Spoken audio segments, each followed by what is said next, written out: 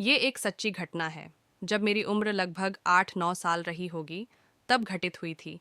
और उस समय आस-पास के गांवों के सारे लोग इस घटना को सुनकर आश्चर्यचकित हो गए थे। बहुत समय पहले की बात है। एक गांव में बंसी नाम का किसान रहता था।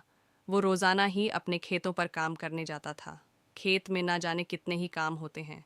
बहुत खून पसीना बहाना पड्डी डचता है, तब कहीं जाकर अच्छी फसल उगती है। बंसी भी दिन रात अपने खेत संभालने में लगा रहता।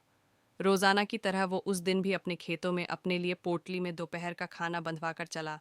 आज उसे खेतों में कीटनाशक झिड़कना था, इसलिए साथ में कीटनाशक के डिब्बे भी थे। आज सामान थोड़ा ज्यादा था। सारा सामान लेकर वो खेत पहुंचा। बंसी थक गया था, तो सोचा थोड़ी देर पेड्डा के नीचे आराम कर लेता हूँ।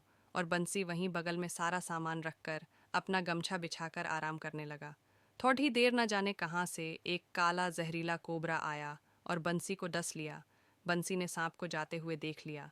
उसने फौरन अपने पैर में कपड्ढा बांधा कि जहर और जगह न फैल पाए, और हंसिए से गहरा चीरा लगाकर खून को बहने दिया। खून तो बह गया, लेकिन अब बंसी को मदहोशी छाने लगी। जहर ने अपना असर शुरू कर दिया था। अब बंसी को कुछ नहीं सूझ रहा था। घर भी कम से कम 2-3 कोस दूर था।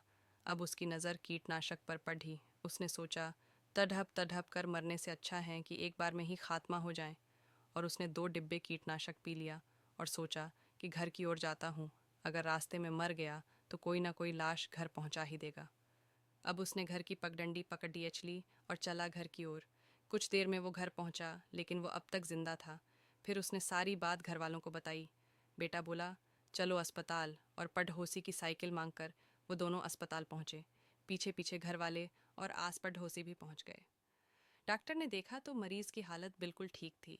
उसके शरीर में जहर होने के कोई लक्षण नहीं दिख रहे थे।